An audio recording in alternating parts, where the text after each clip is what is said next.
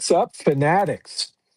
So, Phil Mickelson has been trying to land his proverbial image plane, or should I say, crash land it for some time. I think it's safe to say that that baby has crashed and burned. I'm Tim Clark, and you're listening to the Musings of a Sports Fanatic, a podcast found exclusively here at PennSports.live. So, yeah, we'll get to Phil in a minute. I want to start out, as I always do. First of all, I'll start out by telling you that I'm very excited. I'm like a little kid, a 59-year-old little kid. Um, my son wasn't sure because of he's taking an online class this summer and trying to work as many hours as he can to earn as much money as he can, whether there was time for a beach trip with good old dad. But I twisted that arm enough, and we got our reservations for July. So I'm pretty excited. I am like a small child when it comes to going to the beach. So um, going with my beach background this week. Also, before I move on, shout out to FeedSpot. As always, let me give them their applause. Thank FeedSpot for having me in their top 20. Go to FeedSpot and look at all the cool podcasts there and other stuff as well that you can find at FeedSpot. All right. So, Phil Mickelson. um, Another one of these athletes that, um, the image, he had cultivated this image. I loved him. I'm left-handed, and so I related to that part of it. Him being a left-hander, I always pulled for him. Seemed like a great guy. I loved listening to his what did he call them? His fireside chats, where he'd tell golf stories and anecdotes from his playing days, or sometimes just like side bets and stuff. And I really liked Phil. Um, and then he went through the thing, his wife with cancer, and that may have been the one genuine moment in Phil's career, how he stood by his wife with cancer. Although, of course, there were even rumors there, like because of his gambling addiction, um, and that's when that started coming out. And he can't get his gambling stuff in line and in order. Um, and his image took a bit of a hit. And then, of course, the live, you know, he became the poster child. Half the screen Greg Norman, half the screen Phil Mickelson for live golf, and taking the Saudi money and ripping into the PGA Tour. Now, a lot of what Phil said about the PGA Tour was probably correct. Although, again, to commoners like you and I, them squabbling over, hey, we should be making the purse should be $80 million instead of $40 million. It's a little hard for the rest of us to stomach that, but he made a valid point that the PGA Tour was lacking a bit in how they were handling things, and probably the Live Golf did get the PGA Tour to wake up and do some things differently.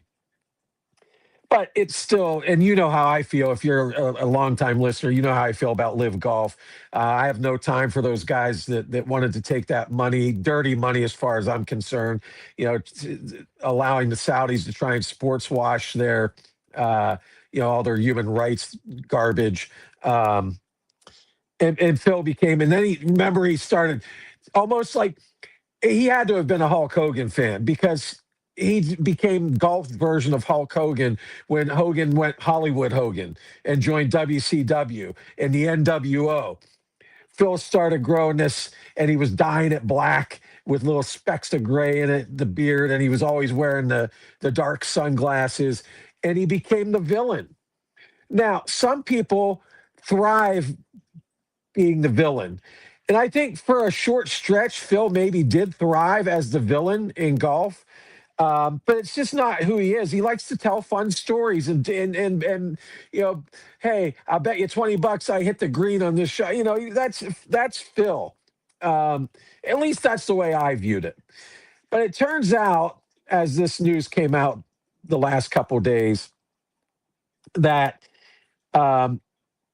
gambling, maybe was down the list on his violations, social code violations.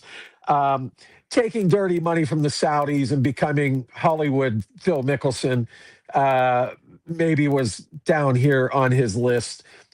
Came out this week that at his home course, I believe in Arizona. Am I right on that? I'm not sure. Should have looked that up, but um, he was inappropriately um, contacting, fondling, I don't know, whatever the word may be. I guess it was a beverage cart girl at his local course. From what I've read a bunch of different things, and I'll tell you what, you're a one of the great players in PGA, certainly in the last 50 years. Um, Major champion, and to have the situation where apparently he's in the middle of a round and they came out, they finalized, they got all the proof they needed that this did indeed happen with this beverage cart girl, whatever it was, and apparently it was more than once, and there were witnesses and all that. He's in the middle of a round of golf at his home course, and they come out and haul him out and throw him out of the course. He is no longer a member at that course. He is no longer welcome back at that course. Um, First of all, in the golf world, sometimes the elite, especially some of these elite clubs, and I would assume if Mickelson's a member, it's an elite club. The old, $250,000 initiation fee. That kind of garbage. I think they probably have a reputation, fair or not, of looking the other way on some things, because people with money get away with things that you and I don't. So kudos to that golf club for sticking up for that young lady that apparently was, I don't know if, again, fondled, assaulted. I don't know what the proper word is. Everyone had sort of a different version of it. But to sink to the level of being removed in the middle of a round from your local course and your name is Phil Mickelson, you've officially hit rock bottom.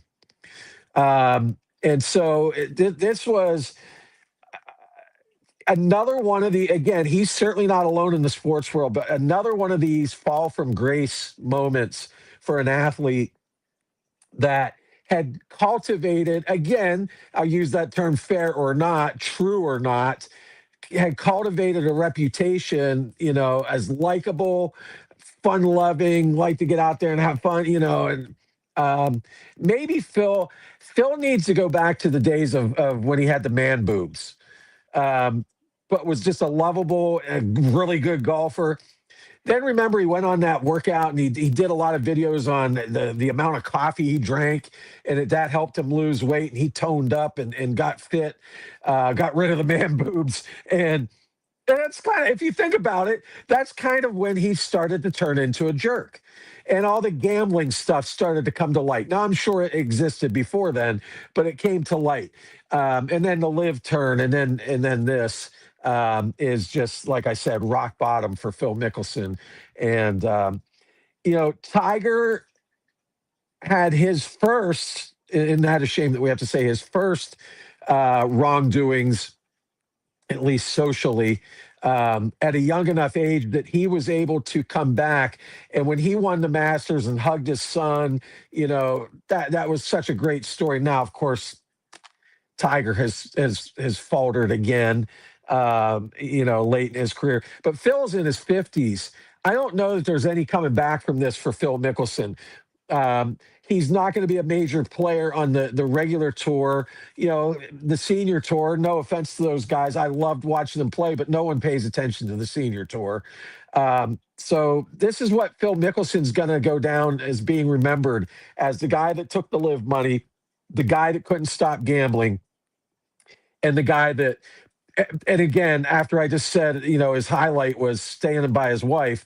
Well, maybe he's always been kind of diddling on the side that we didn't know about, and this is what he's going to be remembered as, and that's unfortunate, certainly for him. But as a guy that liked Phil Mickelson at one point, It's disappointing, disappointing. Even as an adult, it's disappointing when the guys you watch on TV just don't live up to the standard they should. So, other golf news to tie in the live ownership has now said they can't guarantee the final four tournaments will be played. They think they will be played.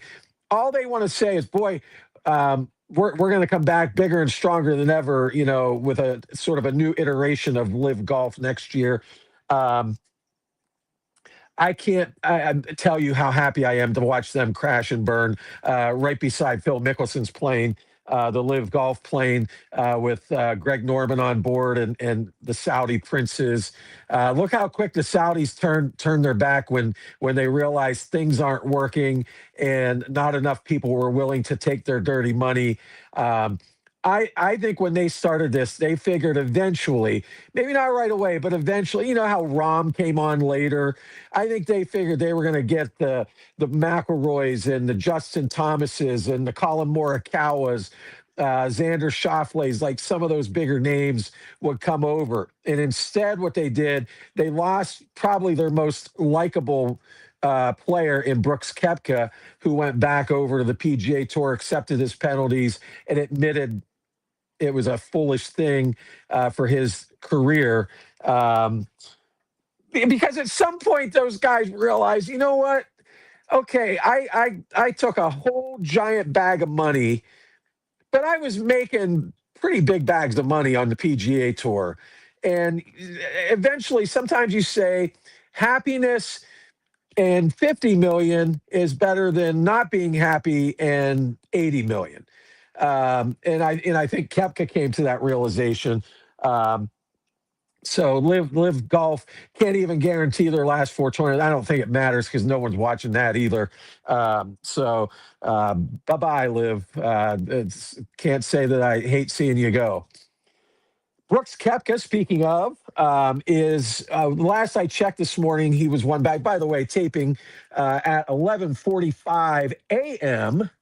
Early start for me this week on Friday, June 12th. Brooks was 7 under at the Canadian Open, one off the lead. He was leading going into today, had a great round yesterday. And I heard him do an interview. It was his post round interview, and he said, he said, there's no more like, oh, I'm trying to get back into the swing. He said, now it's just a matter of playing and winning. He said, I think my game is where it should be. And so he said, it's no more of this, oh, well, I got to get my putter. And, he said, it's time to go. And he said, we got a big one next week. He loves the US Open. More on that in a second. But someone did try to slip in a question. Hey, do you have any of your team gear from Live? He's like, I couldn't tell you. In other words, don't ask me about Live Golf. I've put that behind me. But really a boon because the PGA Tour this year, I have found last year it stood out because Scotty Scheffler was winning every other event. He's not doing that this year. He's struggling. As a matter of fact, he yelled at his caddy last week, and that was the big news on the PGA Tour a week ago. And you have Aaron Rai, a nobody, no offense to him, winning the PGA Championship, and it's just been sort of the big names just haven't stepped up. And so if you can get Koepka to start getting on that leaderboard on a regular basis, especially like next week at a major, that's a boon for the PGA Tour because it's still a star driven. I know I enjoy watching these other guys. I just enjoy watching good golf.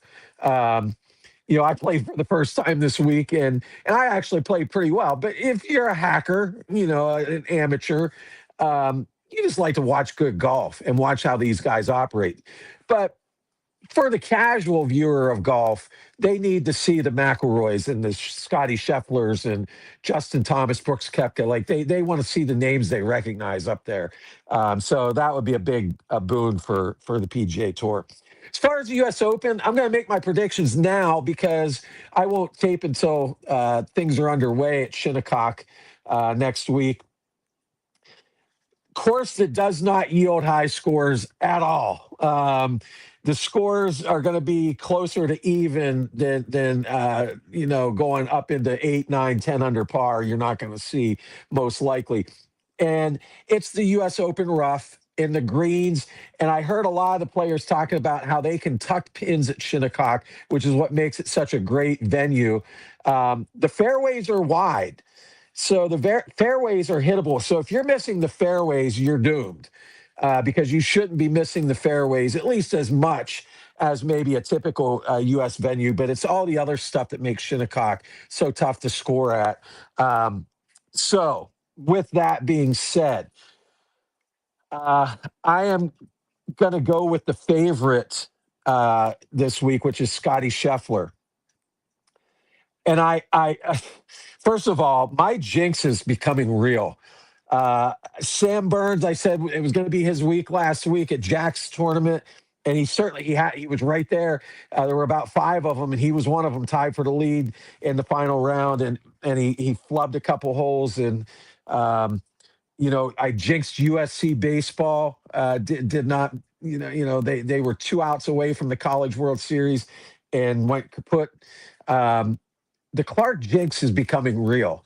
So I apologize to Scotty Scheffler fans, but I just think with the wider fairways, Scheffler is a guy that from fairway to green is as good as anybody at putting the ball in the right spots. And I think that's what it's going to take. And also, there might not, as great as Scheffler is, one of his biggest attributes is he's one of the best grinders on tour. And you're going to have to be a grinder this week, or next week, I should say, at Shinnecock. And I think he grinds better than anyone else. So I'm going to take Scheffler to win next week at the U.S. Open and maybe turn his season around. That might be the thing that kickstarts the second half of his season and gets him, into the winner's circle more often. But again, if the jinx is real, like I'm starting to think it is, apologies to the Scheffler crew out there. So who else would be worth slapping some money down on? My guy, Ludwig Oberg. I think because, again, he's a steady player. I think you've got to be steady at Shinnecock, maybe even more than a lot of the U.S. Open venues. He's at plus 2,000. Scheffler, by the way, is at plus 550 as the favorite. Oberg at plus 2,000. I think Rahm will get frustrated. So I wouldn't be betting on John Rahm this week. I think this is the kind of course that'll make his head explode. Same with Tyrrell Hatton. Hatton's usually good in majors, and every time you look, there he is on the leaderboard. But I just think this could make him go wacko, this kind of course. I think Bryson DeChambeau, who has been invisible at the majors of late, busy with his YouTube career. But I think the wide fairways will play in his favor, and he'll be able to hit it further than everybody else. So if he can keep it in those wide fairways, I think at plus 2,000, he has a chance this week to get back into the spotlight, which will make me sick to my stomach, quite frankly. But I think he has a real chance just because the fairways will allow him to hit more of them. At least he should. And then another guy at plus plus 3,500. There it is. I'll spit it out. Justin Rose. Justin Rose has been so steady this year. It's sort of a rebirth of his career the last handful of years. And I think his steadiness will allow him to play well at Shinnecock. If you want a slightly longer shot, if you're like me and, hey, I want to I only want to bet like $5 or $10, but I'd like to win a whole bunch. At plus 5,500 is Hideki Matsuyama. And again, Hideki is pretty solid down the middle, hits greens. So this would be maybe a venue for him to shine. So if you're looking to make a little bit bigger money, or maybe, a bet on a top 10, Matsuyama, excuse me, should be a good pick at 5,500. All right, on to other stuff. The NHL Stanley Cup Finals. It's 3-2 Carolina. I kind of thought, I said early in the playoffs, I thought Carolina was the team to beat. I thought it would be Carolina, Colorado. Vegas just rifled through the Western Conference. And Vegas got every break they could early in this series. You know, they won, was it game three on the ricochet overtime goal that ricocheted off the backboards and bounced off the goalie's skate and into the net to win it. They had another one of those types of goals. I think it was game one. So they certainly had their fair share of breaks. It's been a fantastic Stanley Cup Finals. These games have been fantastic. By the way, I texted my buddies and said, I miss Doc Emmerich. He was as good as it gets as a hockey announcer.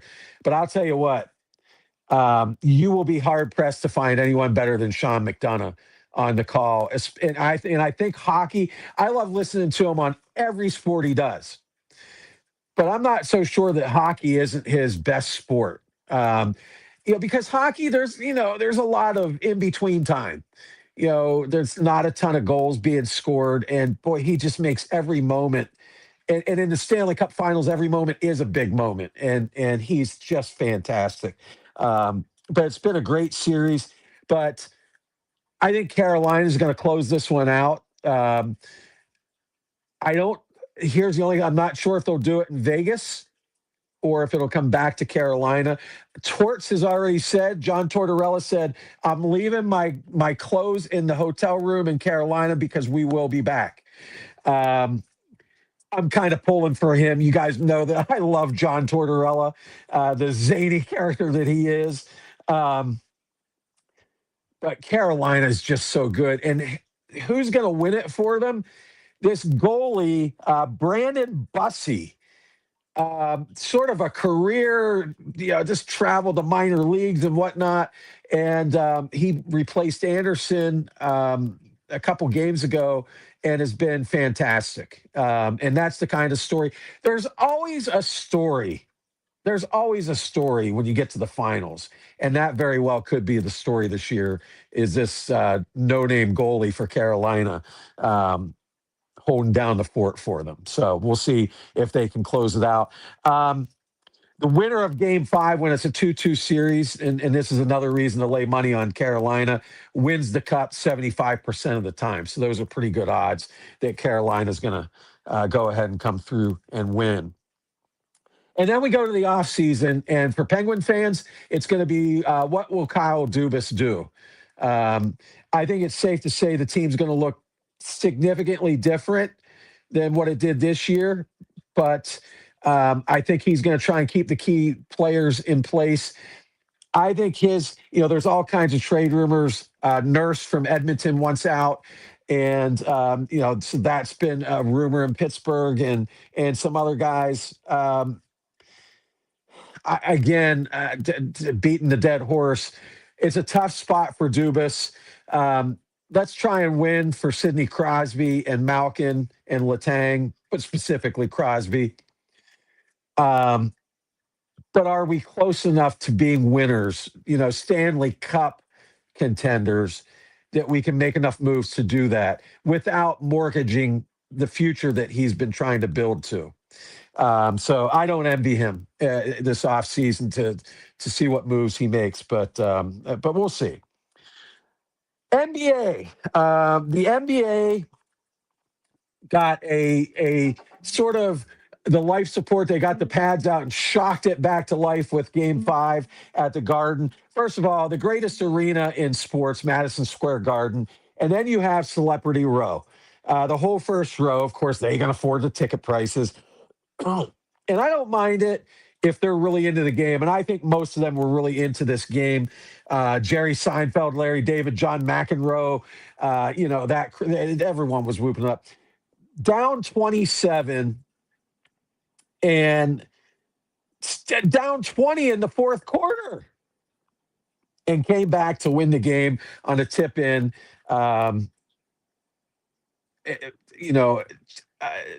really amazing. But here's what, and maybe this is my negativity towards the NBA. So I apologize for you guys that like the NBA. But San Antonio lost that game as much as the Knicks won it. Now, the Knicks, look, the Knicks had to stick with it. It would have been easy for the Knicks to say, you know what, screw it.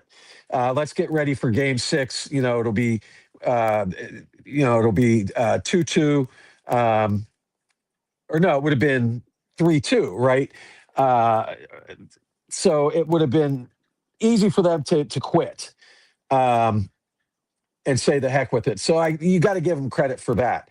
But San Antonio lost this game because, and this is my reason for disliking the NBA in its current form. It is a 3-point shooting contest. That's all they care about. There are no post players anymore. Um, and so you're up 27 and then 20 in the fourth quarter. And your game plan is let's keep chucking up threes. Well, they're not going in. Well, that's okay. They'll eventually go in again. Let's keep chucking them up instead of running sets.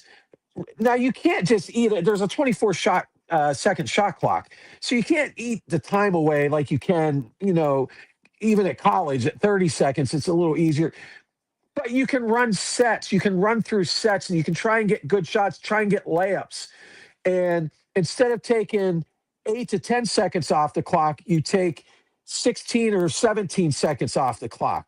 That starts to add up over time. And then you're also trying to get easier shots, maybe get to the foul line and salt that one away at the foul line. But they didn't do that. They kept chucking up threes. And it allowed the Knicks to get back into the game. And but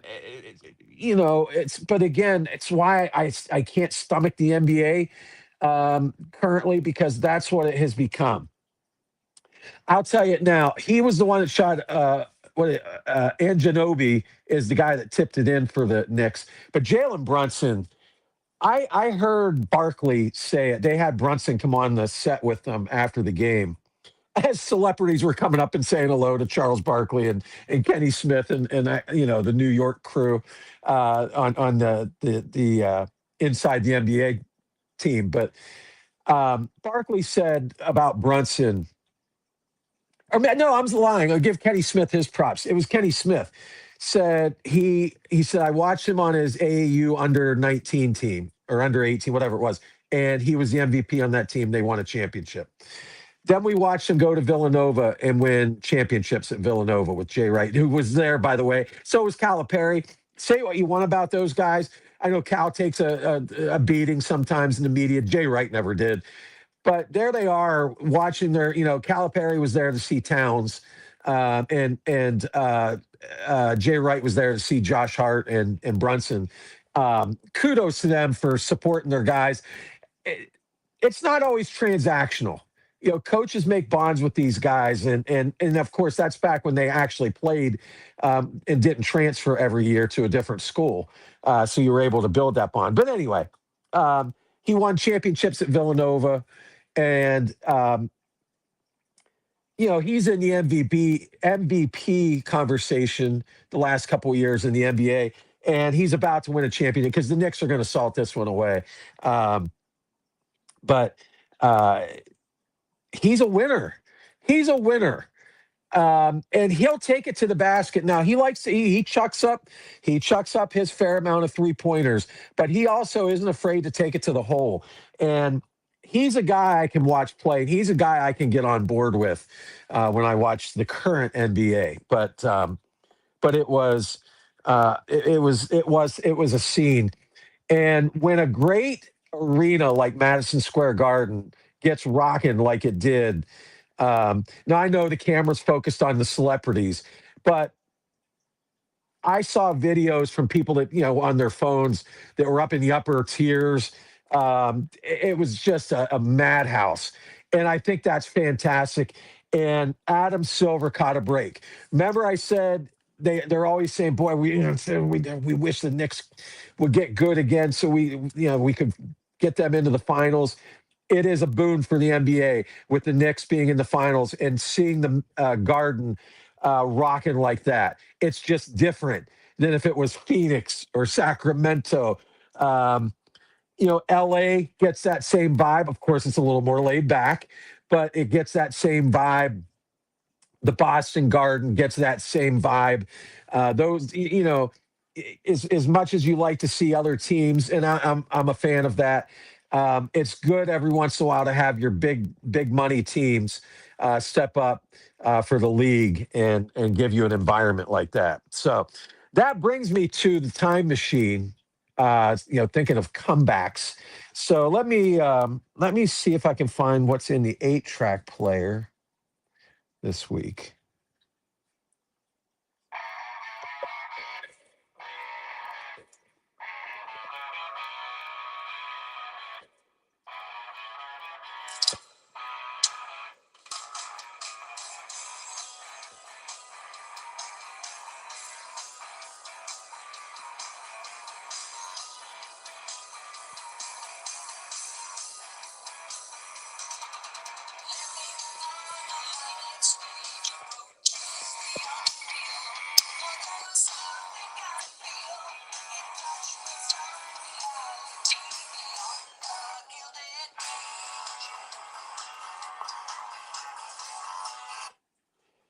How about some Rush? Oops, sorry.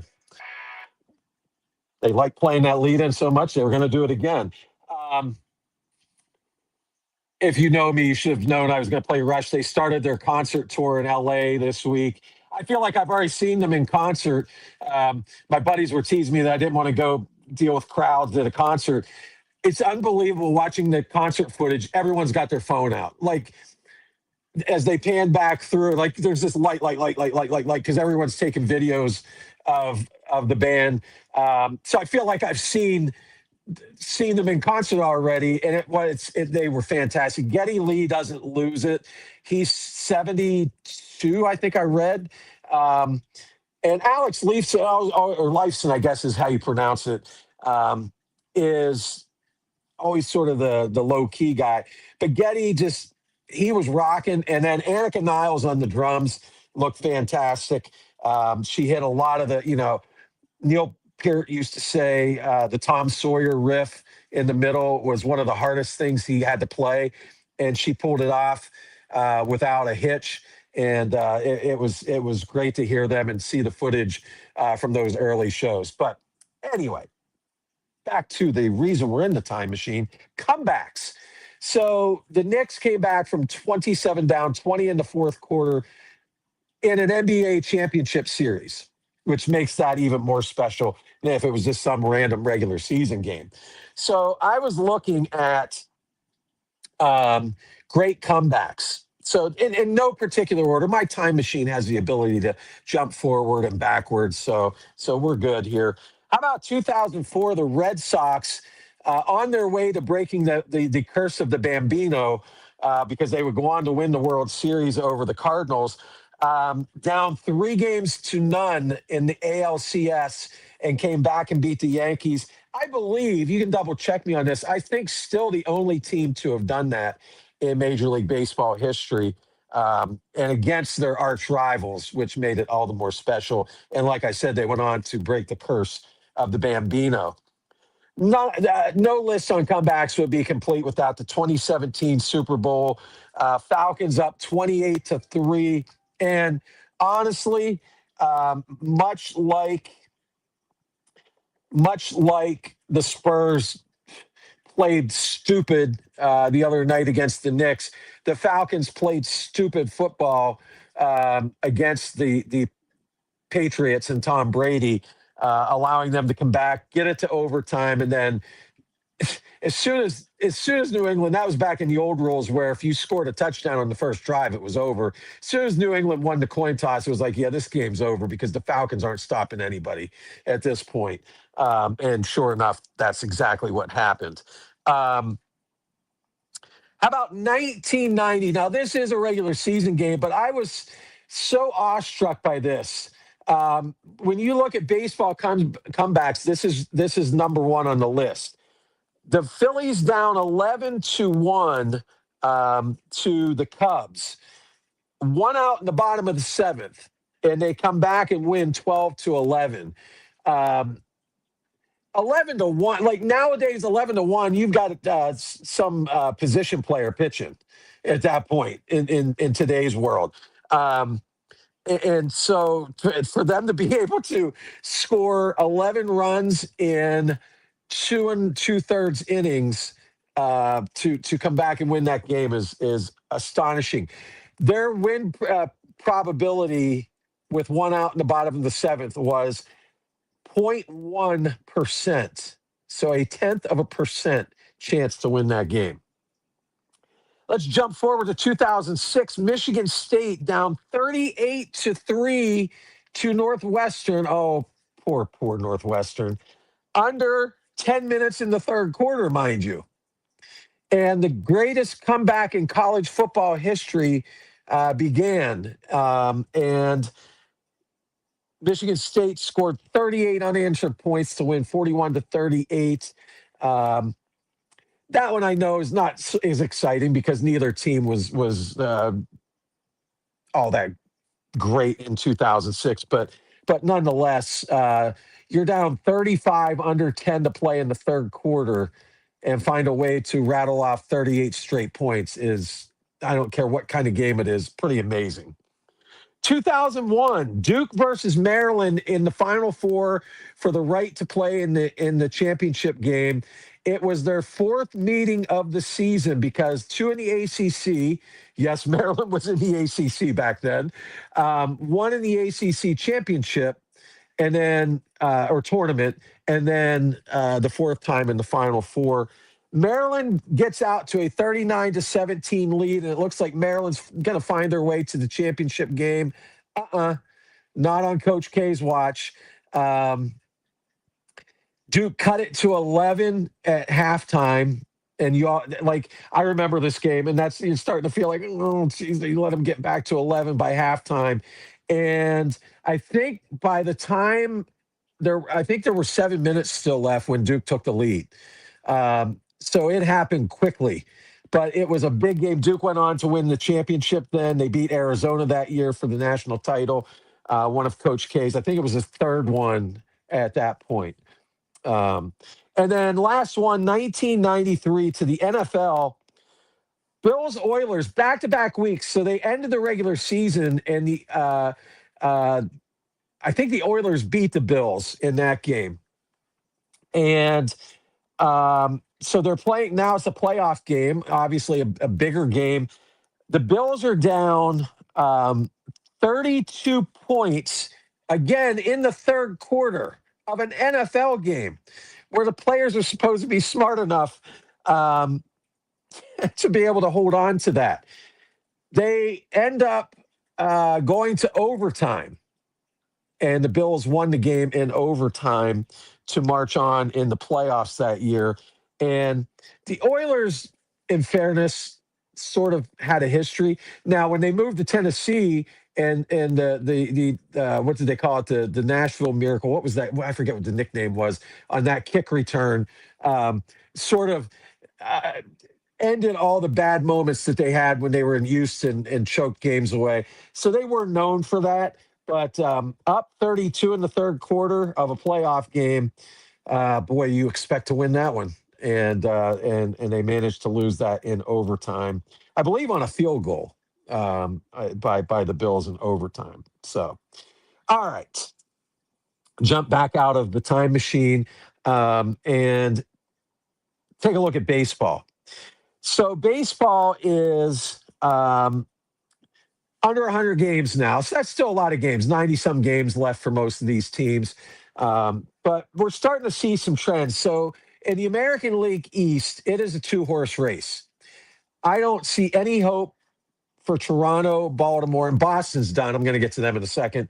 I still have hope for Toronto, but they just are, that lineup's not coming through. Vladdy is not Vladdy so far.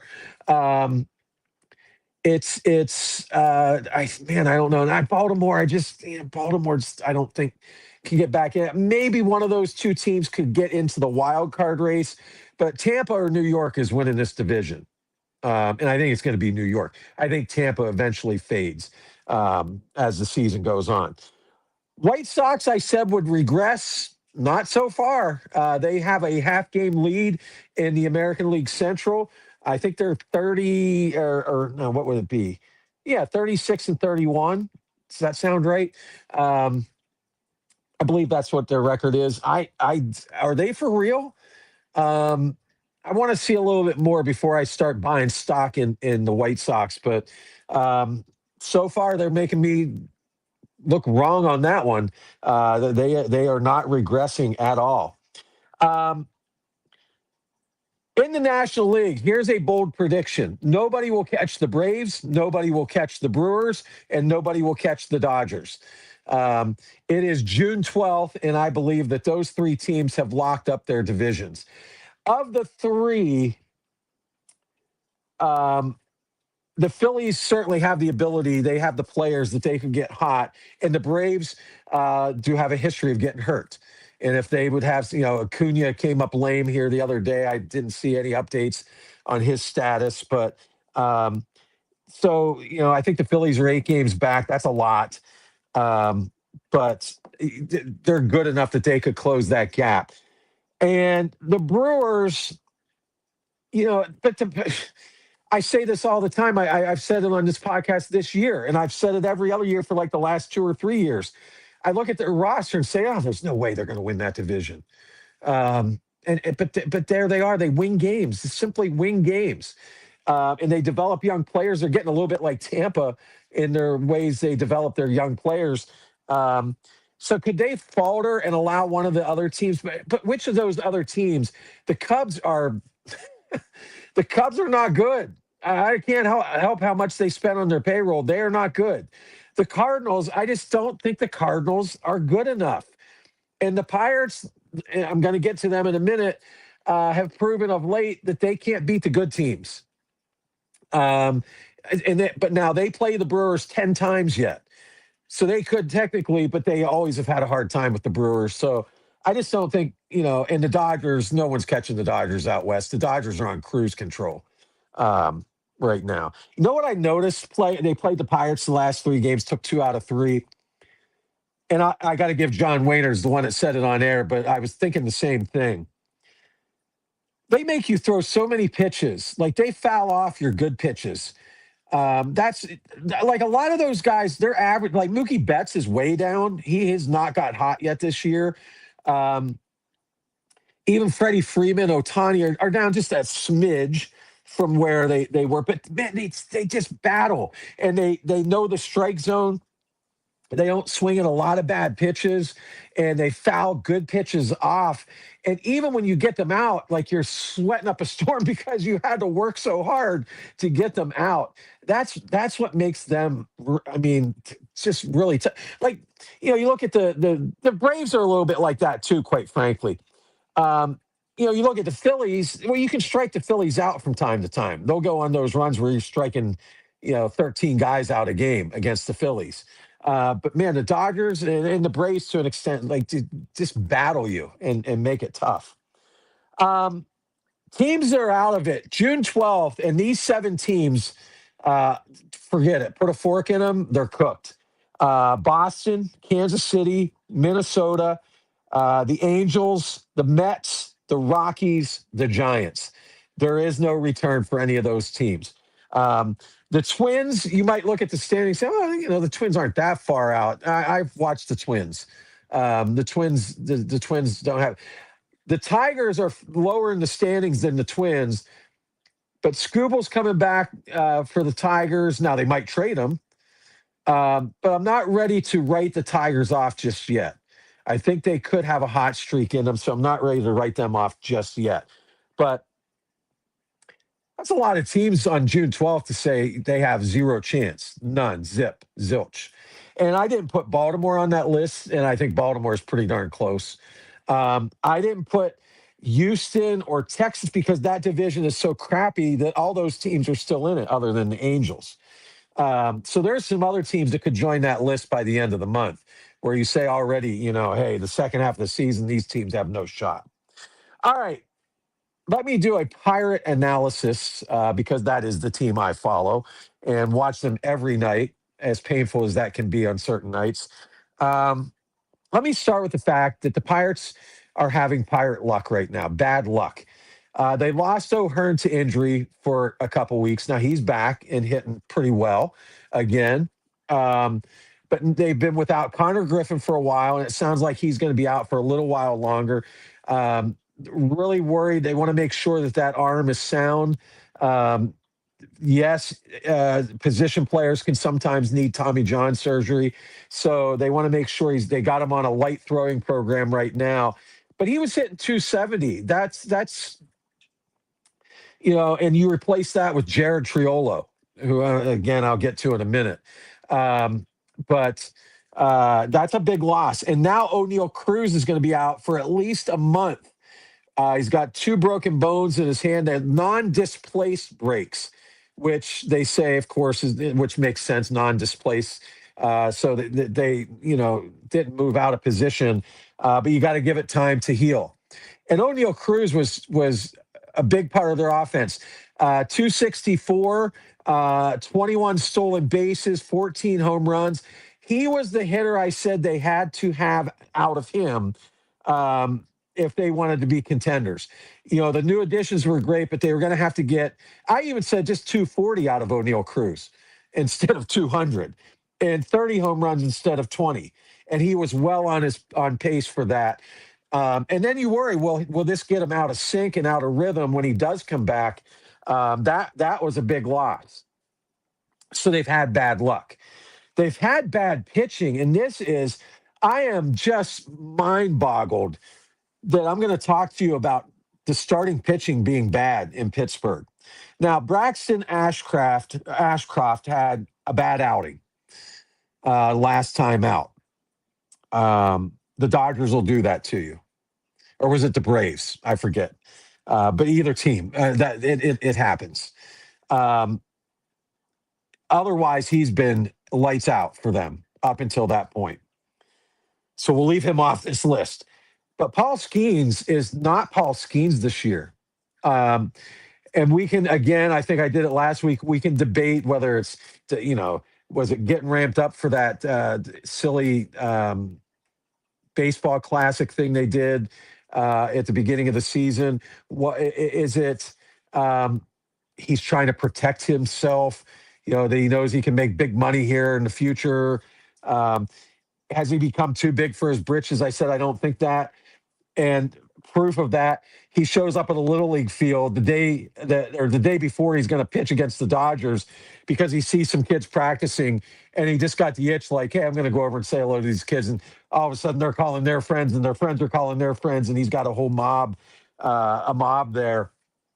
But now, if you want to be a cynic, and this crossed my mind because I think Livy Dunn is great at marketing, not only herself, but him as well. And was this something that run through his mind? Because there was no media following him. Okay, so this wasn't one of those contrived where they've got the cameras with them, like the Juju Schuster moves that he always made. Always had the cameras with him. Doesn't mean he didn't do good deeds. He did, but he always had the cameras there. But did it cross Paul Skeen's mind that, if I stop here, this is clearly going to get out? And there's this will get into the media. It's going to make me look good. If I'm a cynic, which I can be at times, that might cross your mind. But whatever the case might be, Paul Skeens is not Paul Skeens right now. And he really hasn't been. He's had some great outings. Here's my problem with him. I think he knows it because you watch his mannerisms on the mound. He gets so frustrated. I said last week, he throws so many non-competitive pitches, and it runs his pitch count up. And his fastball is not 100, 101 this year. It's 97, 98. And believe it or not, that's a big difference for major league hitters. And at the very least, they're fouling more of his fastballs off, which, again, and then you get to the sixth inning, he's done. He's at 100 pitches. And that's the other thing. Like the last 2 years, his first 2 years, when he gets to that, whether it was in the sixth inning, the seventh inning, maybe even the fifth inning, when he knew that this was going to be it, he had a gear yet where he could finish that inning off and get into the dugout. He's not doing that this year either. several times Don Kelly has come out to say, "Hey," and schemes, "Yeah, yeah, I'm good. Yeah, let me have one more hitter," and he doesn't get out of that inning. Um, and so there's just, like I said, the bite on that fastball is not there. Um, there's a lot of guys that throw 97 and 98 nowadays, and so the hitters are used to that. 101, there's only 10, 12 guys that are doing that. And so that's a little bit harder to gear up for that extra 4 or 5 miles an hour. Um, has he fallen in love with some of his other pitches too much? I don't know what the case is. And it's not like he's now there have been games where he's had big strikeout numbers. But then there's other games where his pitch count, he's done in the sixth inning, but he only, struck out four guys or whatever. Um, so that's a problem. You were going to you were going to lean on Paul Skeens as your ace, your Cy Young winner, and it's not there this year. Mitch Keller's cooked. Mitch Keller, and he's been one of my favorite Pirates. Now, what do you do? Because his trade value has gone down the tubes. I thought my mind said trade him in the offseason. My heart said keep him because I like him and I wanted him to be a Pirate. But this isn't one or two games. This is a month and a half of bad games at this point. And and that's a problem. ERA is now 5.14. Mitch Keller is a major, major problem, and I don't know what you do. I saw people making suggestions, put him on the injured list, let him rest a little bit, come back and hope he gets a couple good starts before the deadline. I could get on board with that. I could. It's not like they don't have guys that they can start. They could put Majinski back in the rotation. Wilbert Otel could go into the rotation. So you could do that. But he's cooked right now. Bubba Chandler is inching his way to being better, but he still doesn't have command of the strike zone enough. It's getting better, but it's not. He doesn't have enough. And then, and again, here's what I've also noticed: the Pirate pitchers, Skeens included, and now Ashcroft as well. When you're facing the good hitting teams like the Dodgers, like the Braves, like the Phillies, even the Blue Jays, even though they haven't been good, the teams, Houston, again, not a good team, but has some hitters in that lineup. These guys, they struggle a little bit. Now, the lower hitters, they're handling, but the good hitting teams, they're struggling with. So Bubba Chandler is certainly not where he needs to be, or where the Pirates need him to be a major cog in the rotation. Jared Jones, you got to give him time. He's on a pitch count right now, coming back. Hadn't pitched in 300 or 660 days, so it was almost 2 years. So that's one where I understand pitch count. That's a situation where I get it. You're going to have him on a pitch count, working his arm back in to strength. He's looked above average, I guess I would say. Better than average. He's but not great, but better than average. So you got to give him some time. So there's your rotation. Ashcroft's been really good, except for one outing. Skeens is a mystery at this point. Keller's cooked. Chandler has got to be better with his command, and Jones is just working his way back. And that gets me to the bullpen. I don't even know where to start at this point. First of all, they need to go get a closer. He needs to call Boston and find out what it would take to get Chapman back in Pittsburgh. Look, they're going to want to trade him eventually. So you might think, well, they'll hold you over the barrel and ask for too much, but they're going to want to get rid of Chapman. They're going nowhere. So they'll be willing, and you've got some prospects that you can trade. So you've got to make a move to get a closer, because Gregory Soto's not a closer. Have you noticed, if you're watching the Pirate games like I am, he got a save the other night, but he gave up a 2-run homer to Ohtani. Now, I know lots of people will give up homers to Ohtani, but he's not striking guys out. Even the ground balls he gets, like they're hit pretty hard. Like he can't be your closer. Now, as the bullpen is constituted right now, he's got to be, but he can't be a closer. Um, you get a closer, he becomes the setup man where he would be somewhat okay in that situation. Mason Montgomery has got to be better because he's got too good of stuff to be getting hit around like he has. But here's the other thing: these guys don't throw strikes out of the bullpen, and I think in a lot of cases, like I watched Evan Sisk come in, I think he was afraid to throw it in the strike zone because the Dodgers have good hitters; they're going to hit it. Well, then they're going to hit it. You can't sit, and that's what got him into trouble. And really, as the game went on, they lost 9-8 or 9-7 or whatever it was last night.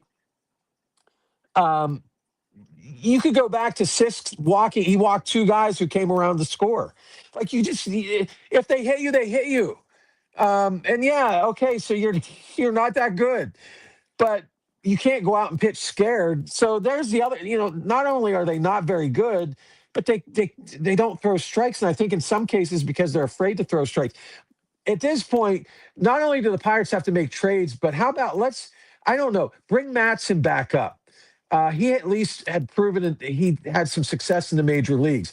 But bring someone, try someone different. You've got to try someone different. Like this Bidwa, the Australian guy, or however you say his name. I'm done. Like I've seen him. You gave him a try. He had a moment or two here or there, but he's not any good. Gone. See ya. Get rid of him. You've got to try something different coming out of the bullpen. So I made some mistakes. So my jinx, I said I made a mistake on Jake Mangum, and I'm going to talk about the Pirates offense, which is carrying them right now, which is stunning to me.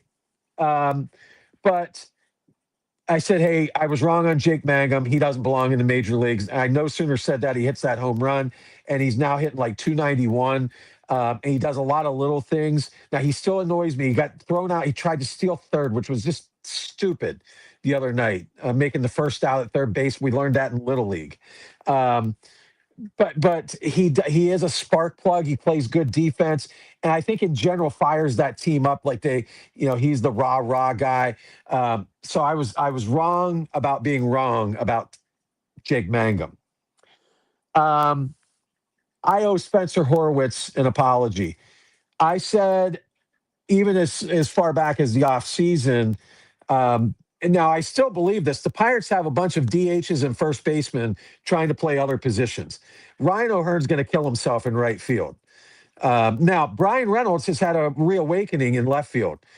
He robbed Ohtani of a home run the other night. He's looked better all of a sudden in left field, but Ryan O'Hearn's going to kill himself in right field because he's a first baseman. So that's still true. But I was wrong I said trade Spencer Horwitz, get a bag of used baseballs for him or whatever. I was dead wrong. The guy's hitting 291, I think it is, or 290. 9 home runs, 30 RBIs. He has generated some of he's been in the center of a lot of their rallies where they're getting runs. And here's the other thing.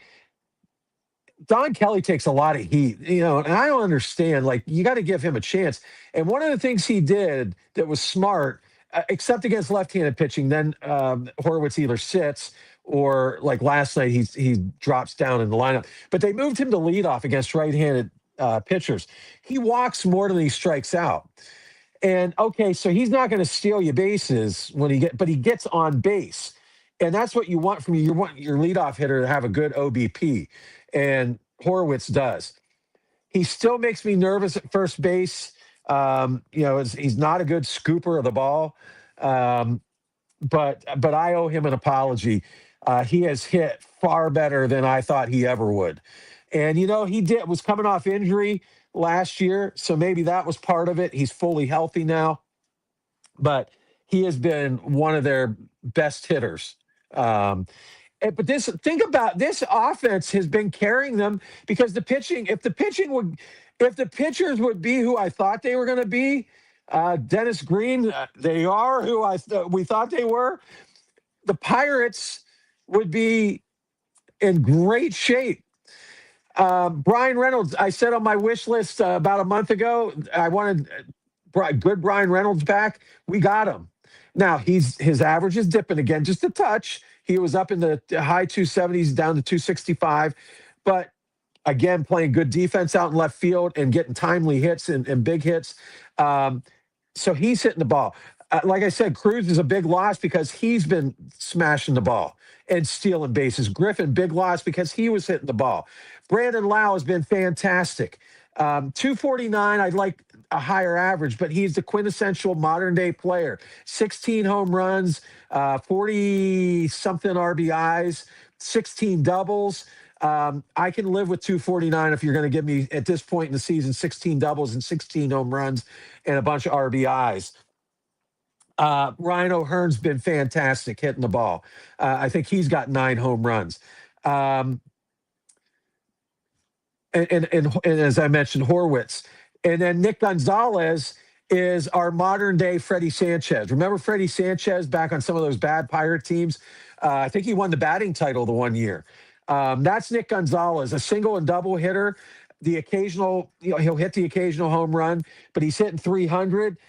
His defense is shaky, unfortunately, and I won't bore you with that conversation again this week about defense. But he's been hitting the ball. Now, here are the 3 spot they've got to get rid of. You've got to just admit we screwed up when we signed Marcell Ozuna. It's a lot of money, $12 million. We screwed up, but he's killing this team. You can't play him. First of all, I can't play the field, which is why this was a dumb signing to begin with. Andrew McCutchen's out of baseball right now. You still would have been better off with him because you get into one of those games where, hey, man, we needed to make a double switch. McCutchen can go out and still play the outfield, not hurt. As a matter of fact, he'd be better than Ryan O'Hearn out in right field. And he couldn't possibly hit any worse than Marcell Ozuna. And you'd have got him for half the price. So the signing was dumb to begin with. But at this point, he's killing the team. Like Donnie Kelly doesn't even want to play him. So he plays him against left-handed hitters, and he can't hit them either. Like he's done. He's fat. He's out of shape. He's cooked. He's finished. Suck it up. Admit you made a mistake, albeit a $12 million one, and get him out of there. Because I'd much rather see Mangum DH, even though he's not the quintessential DH. He can spark plug you. He can do things. He's not going to strike out every time or hit a weak pop-up. Marcell Ozuna's got to go. Jared Triolo's got to go. Now, I know it's hard to do that now with Connor Griffin hurt. I'd rather see Tyler Callahan. Okay, so Triolo's probably 2 times better on defense than Tyler Callahan. Tyler Callahan just hit 2 big home runs to win the only Dodger game they won. He was responsible for it. A home run into the river off Ohtani, and then a 3-run shot later in the game to put them ahead. That game alone makes him better than Jared Triolo. Simple as that. Triolo's killing them. And then the third spot is the catcher spot.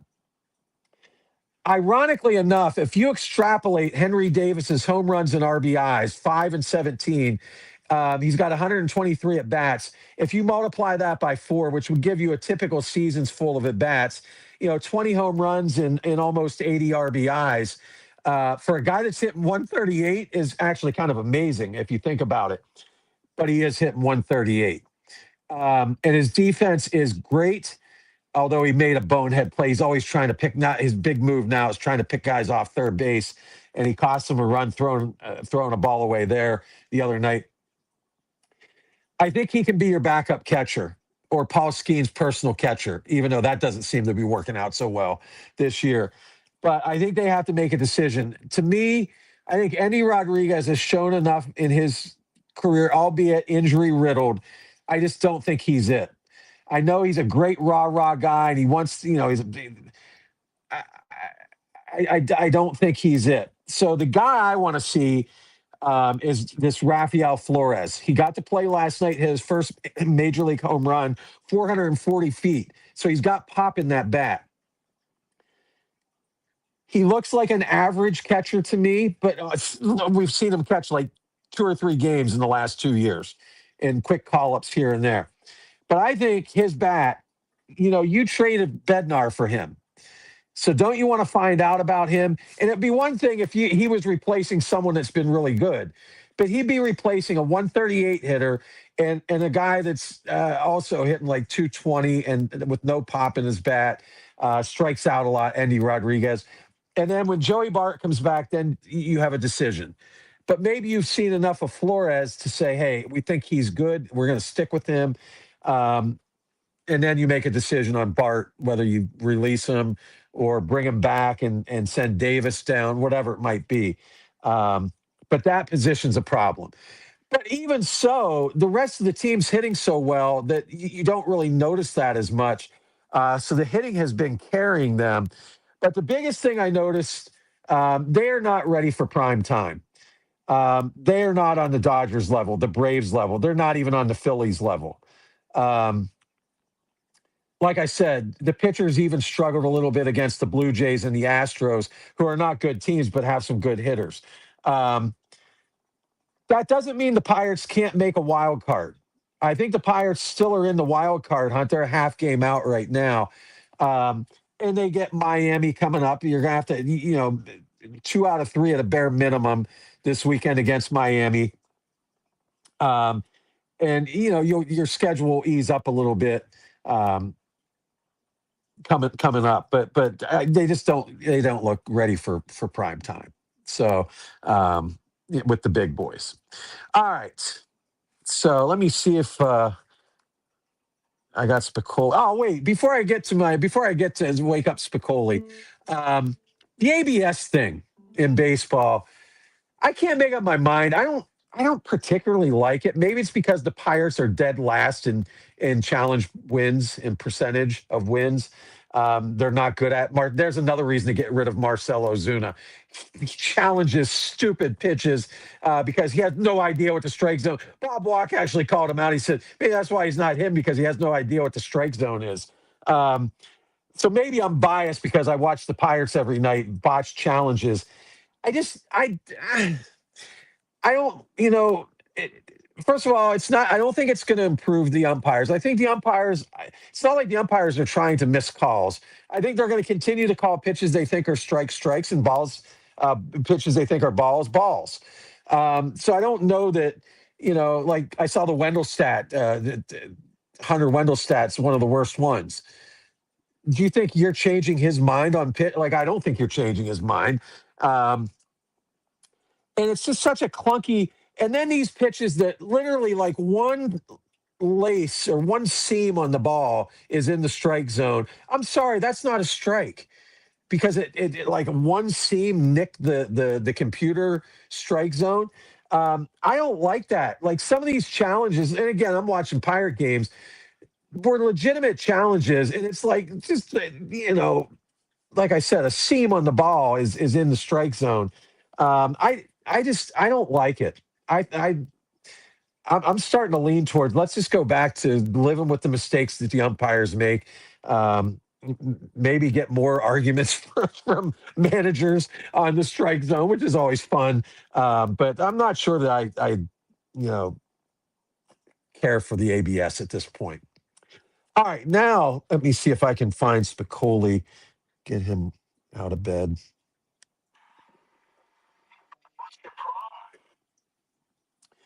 Well, Spicoli, this is also going to be my random off topic, combining my rant and my random off topic. I see a post from Dave Portnoy, Stuli Presidente, idiot, that the most insufferable people that he ever runs into are career educators and career politicians. Now, I would never defend career politicians because term limits are something that should happen. So we're going to take them off the table. I am a career educator. This podcast is my side gig. I always joke that teaching is my side gig, but this is my side gig. When Rex started the website up and asked me to help out, I was like, yeah, that'd be cool. I talk sports anyway. Why not do it on here? So for the record, I occasionally post on Twitter, not very often, now occasionally, because believe it or not, aside from my jinxes, I get a lot of things right. Not everything, and I always admit when I'm wrong, but I get a lot of things right.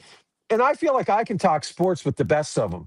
I would talk sports. You pick someone, I would talk sports with them, and I feel like I could hold my own. So if you're one of those Twitter guys that say, "Oh, Mr. 17 followers" or whatever it is now, it's more than that. But you're not hurting my feelings. I know where I stand in the podcast world. I know where PennSports.live stands in the podcast world. We never started this. Rex didn't start this website because he thought he was developing the next ESPN or Barstool Sports. Um, so you're not getting a good. Ooh, you got to dig in on me because I don't have many followers, or it's a website you haven't heard of. That's okay. Um, so that's for starters. This is my side gig. I've been teaching school for 36 years. Next year will be 37. And I've been called a lot of things. I'll give you that. But insufferable has never been one of them. And coming from a guy who's one of the most insufferable jackasses that is going today, I find that pretty rich. Um, Look, I give him credit and am jealous that he figured out a way, but you also have to have connections. And I don't want to hear from him that he worked to do this. And look, he worked to make Barstool Sports what it is. Again, I give him credit for that. But much like the president that he likes, he kind of fell into it a little bit. Um, but again, he turned. I posted on Twitter in reply to another guy that was criticizing his comment.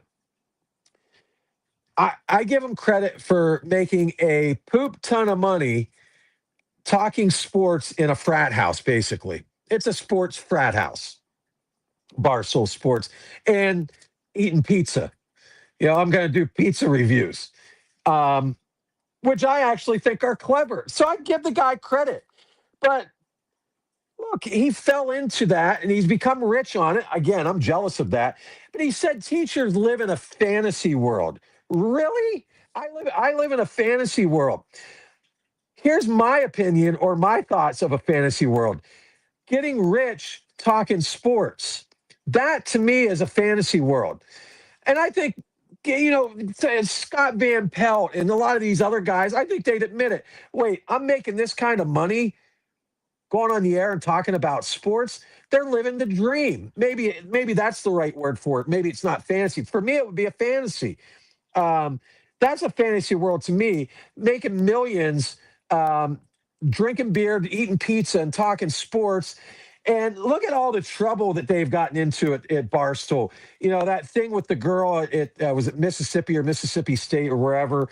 They got into a lot of hot water. I think they got sued. And then he tried to countersue and had to he dropped his last appeal. Um, and he's been accused and I think sued of sexual misconduct, which I think again he tried to countersue and didn't go anywhere. Um, he's a pudgy. He ain't any better looking than I am, and that's not a compliment to either of us. Trust me.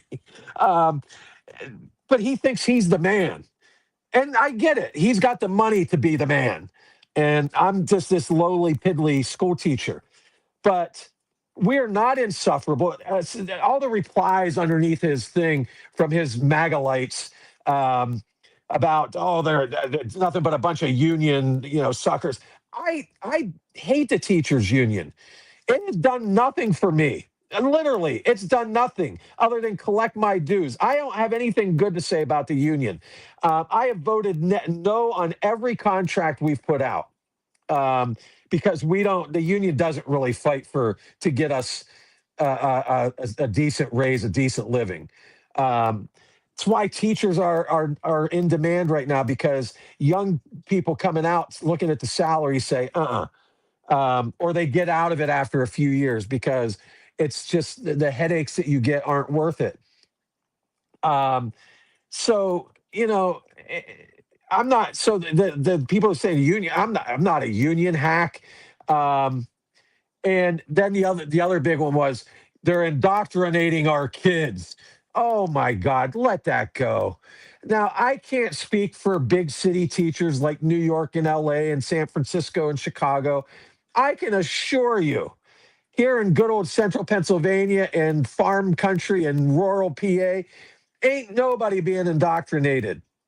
Whether you're a teacher that leans left politically or whether you're a teacher that leans right politically, nobody is indoctrinating the kids. So, my God, let that go. So if that's but back to Portnoy, who was the point of this rant, insufferable, living in a fantasy world. I I love having my listen, summers off. That's the other thing people got. They get their summers off and they still want more pay. Yeah, you come do my job for the pay that I get, and I bet you wouldn't want to do it for long. I like working with kids. I've done nothing my whole life but work with kids. Even in the summers of college, I was a playground supervisor. I worked with kids. I've loved every second of it. Headaches, absolutely. Almost on a daily basis, there's a headache somewhere in your day. Um, Administrative BS, putting more on your plate that should probably be done by somebody else, absolutely. But you still get to work with the kids, and I enjoy working with the kids. And yes, I enjoy getting my summers off. I've never worked in my 36-year career. I've never worked in the summer.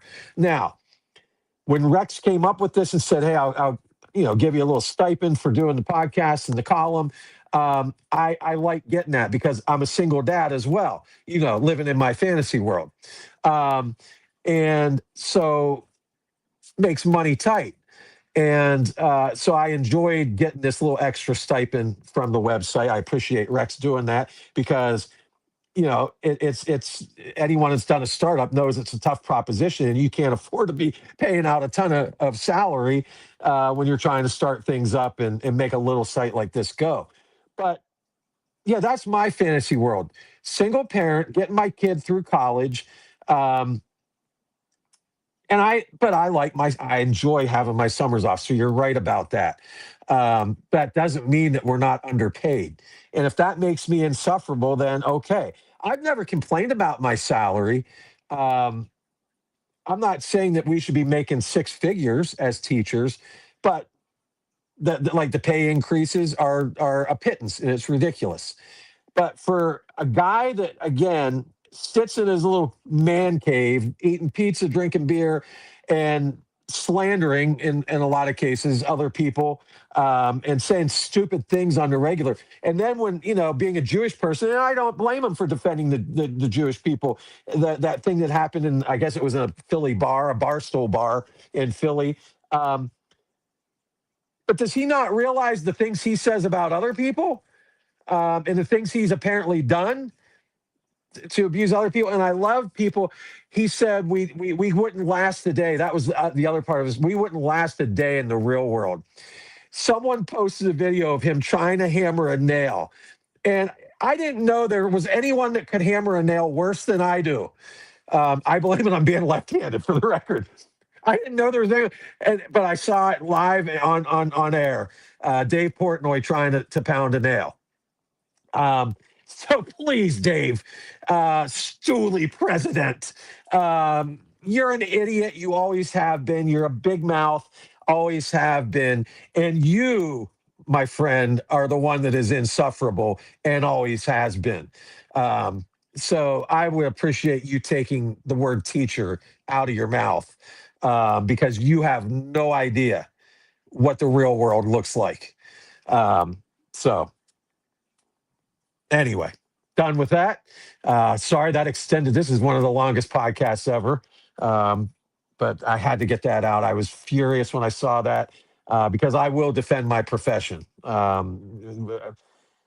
I'm sure there are slackers like there are in every other profession, but the people I know work damn hard to do right by the kids that come in their room. So for idiots like that to slander us is irritating.